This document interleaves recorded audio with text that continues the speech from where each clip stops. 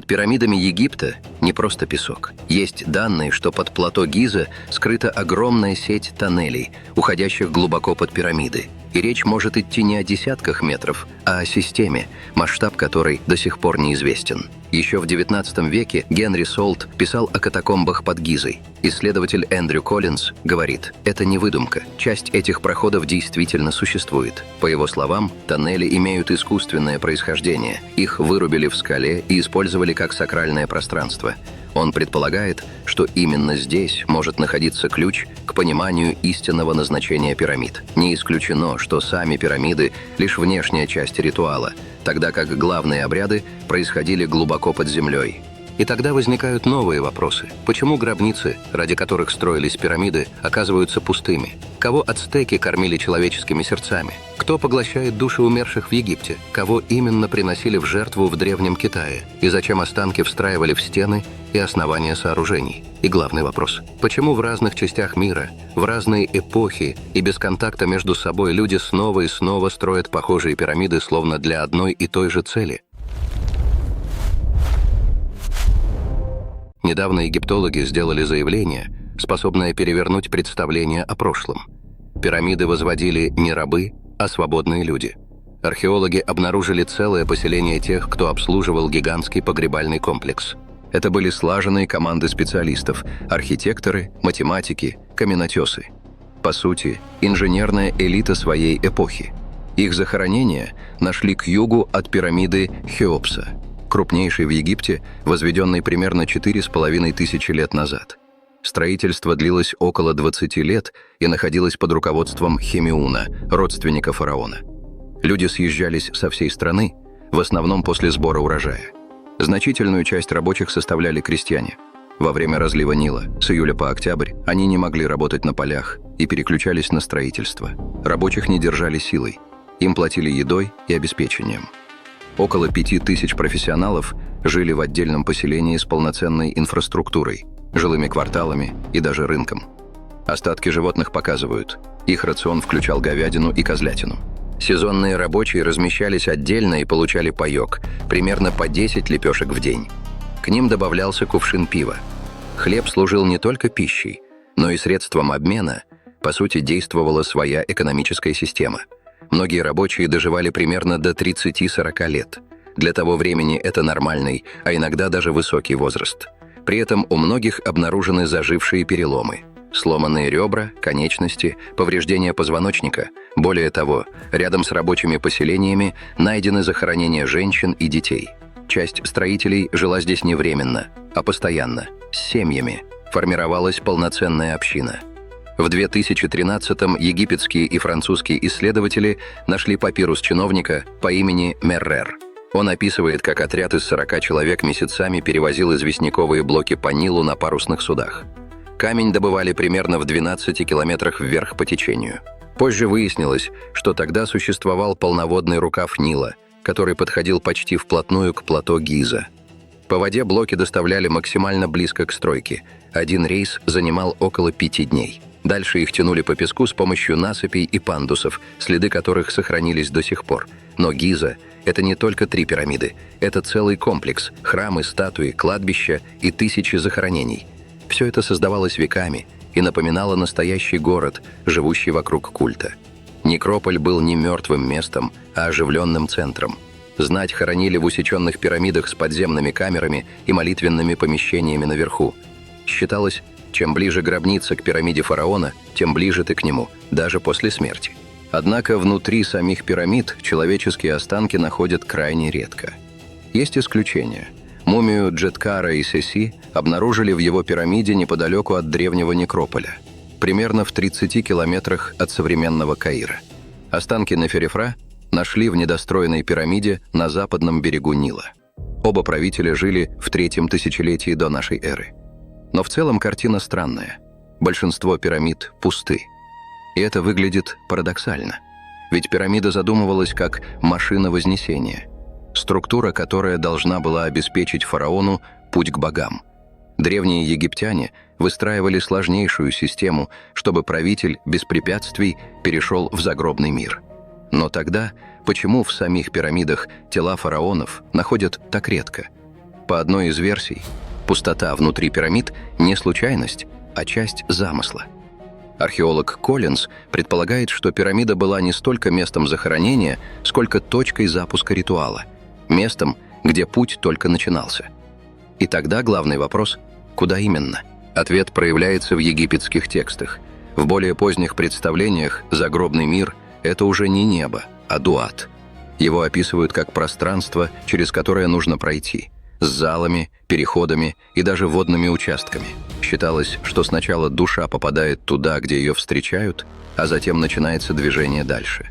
Этот же мир в текстах связывался с Западом, местом, куда уходит солнце. Его называли Аменти и представляли как область, через которую проходит умерший. Сначала граница, затем суд Осириса, где Анубис взвешивает сердце, сравнивая его с пером Маат. От исхода этого момента зависело все.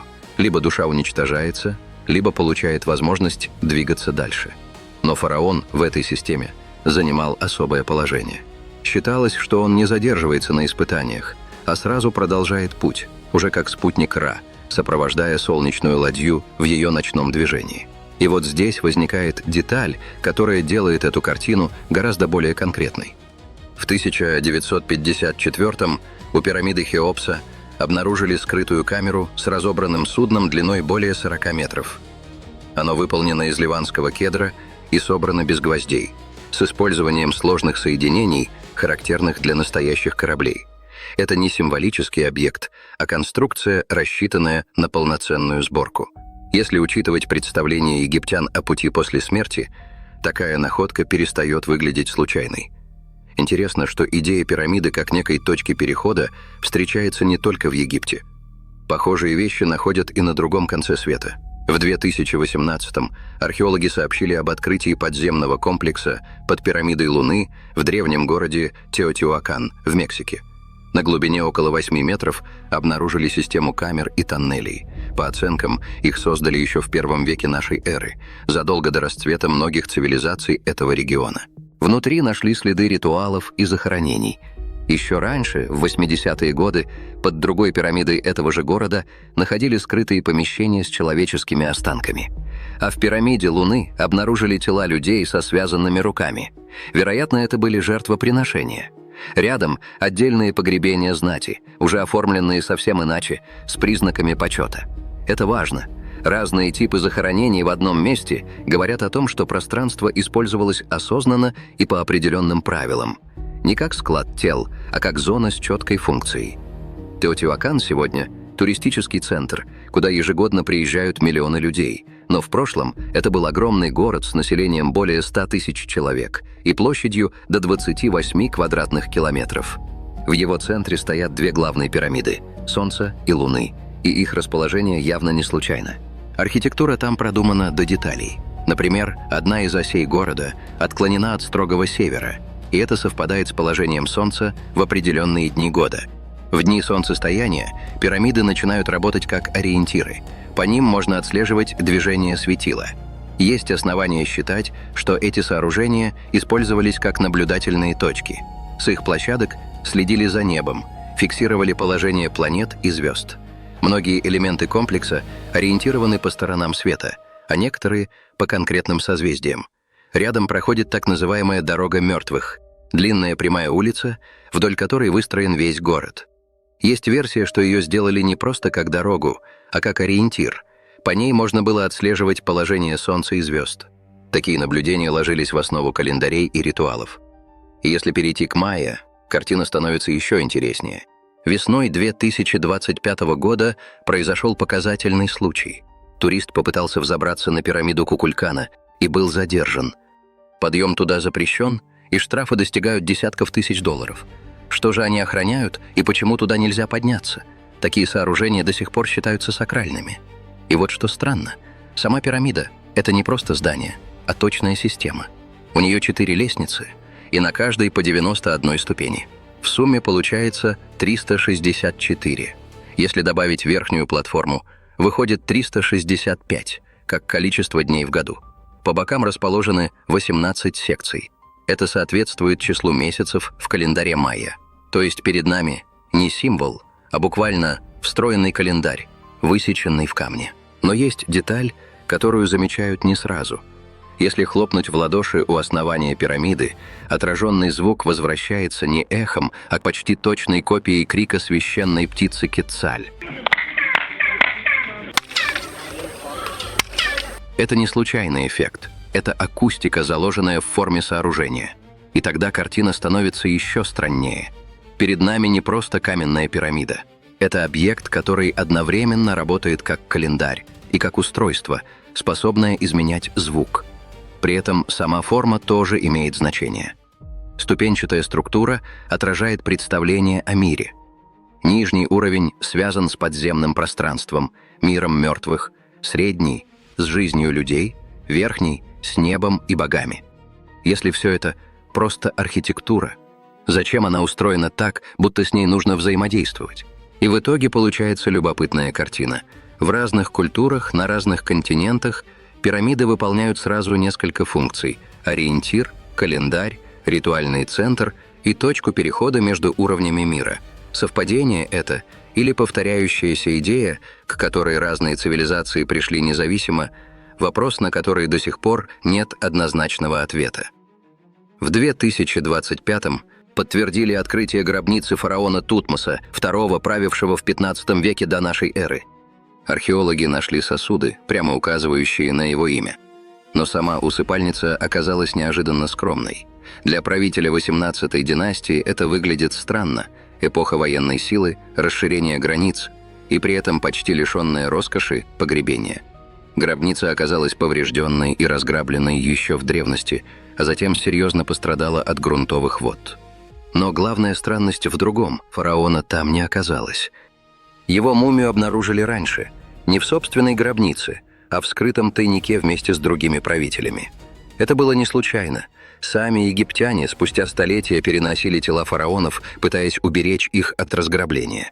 Считалось, что вместе с правителем в загробный мир отправляют все необходимое, от золота до предметов повседневной жизни. И первыми, кто начал вскрывать гробницы, были вовсе не чужеземцы. Часто это делали сами египтяне, в том числе те, кто участвовал в строительстве или обслуживании комплексов. Они знали планировку, скрытые входы и слабые места. Иногда за плату делились этой информацией с другими. Официальной защитой считались не ловушки, а тексты, проклятия, высеченные на стенах. В них прямо предупреждали о жестоких последствиях для любого, кто осмелится нарушить покой умершего. Но, судя по находкам, это останавливало далеко не всех. Есть и более мрачные детали. Внутри гробниц стояла полная темнота, и тем, кто туда проникал, нужен был устойчивый источник света. В ряде находок зафиксированы следы копоти на потолках и стенах, признак того, что в узких коридорах регулярно горел открытый огонь. Считается, что грабители использовали все, что могло гореть долго и ярко. Вещества, которыми пропитывали бинты и погребальные материалы, отлично подходили для этого. Они давали плотное, устойчивое пламя и не гасли сразу. Части таких пропитанных тканей или деревянных элементов могли использовать как факелы. При этом в папирусах эпохи Нового Царства сохранились не только описания самих ограблений, но и протоколы допросов. Грабителей ловили, подробно расспрашивали о том, как они проникали внутрь, и сурово наказывали. Но даже это не смогло остановить волну разграблений. В какой-то момент ситуация вышла из-под контроля. Поэтому в XI и X веках до нашей эры жрецы начали действовать радикально. Они вскрывали древние усыпальницы сами и тайно переносили мумии фараонов в скрытые скальные убежища. Так появились коллективные захоронения, где правители, разделенные веками, оказались рядом, уже вне своих пирамид. И здесь возникает другой вопрос. Если даже спустя многие века сами египтяне вынимали тела фараонов и прятали их в других местах, значит, проблема была не только в грабителях. Что-то в самих пирамидах переставало работать так, как задумывалось изначально. В конце 80-х годов появилась гипотеза, которая до сих пор вызывает споры. 3 пирамиды Гизы могут повторять расположение звезд пояса Ориона, созвездия, связанного у египтян с Осирисом. Историки считают, что наблюдать за небом люди начали задолго до появления письменности. В Месопотамии это знание уже оформляется в систему. Шумеры создают лунный календарь, вавилоняне отслеживают движение планет и закладывают основы зодиака. На этом фоне появляются зиккураты. Ступенчатые сооружения, которые внешне напоминают пирамиды, но устроены иначе. Внутри них нет захоронений правителей. Есть версия, что с их вершин жрецы наблюдали за небом и вели расчеты. Но это объясняет не все. Строительство таких огромных сооружений требовало слишком много ресурсов, чтобы сводить их функцию только к наблюдениям. Поэтому все чаще зиккураты рассматривают шире. Для древнего человека высота – это не просто удобная точка обзора, а граница. Место, где можно приблизиться к силам, которые, как считалось, управляют и небом, и жизнью. В этом смысле зиккурат – это скорее посредник между мирами, чем инструмент. Сами сооружения строились продуманно. Внутри использовали сырцовый кирпич, снаружи более прочный, обожженный. Террасы поднимались одна над другой, образуя ступени, по которым можно было двигаться вверх. И только наверху находилось закрытое помещение для ритуалов. Все остальное пространство – это путь к нему. Один из самых известных примеров – зиккурат Этеменанки в Вавилоне. Его название переводится как «дом основания неба и земли». Это было огромное сооружение высотой около 90 метров с квадратным основанием, сложенное из десятков миллионов кирпичей. Считается, что именно с этим зиккуратом позже связали образ Вавилонской башни. В III веке до нашей эры его разрушили, но сама идея никуда не исчезла. В разных культурах она повторяется снова и снова. Подняться выше значит приблизиться к границе между мирами. В Мезоамерике это приобретает более жесткую форму. Майя, ацтеки и другие народы строят пирамиды, на вершинах которых проводят ритуалы. Туда поднимаются не для наблюдений, а для жертвоприношений. У ацтеков эта логика доведена до предела. Солнце, по их представлениям, не движется само, его нужно подпитывать, и этой энергией становится человеческая жизнь. Во время ритуала жрец извлекает сердце, как источник силы, и отдает его богам. Это не воспринималось как жестокость. Это считалось условием, без которого мир просто перестанет работать. Но самое тревожное начинается дальше.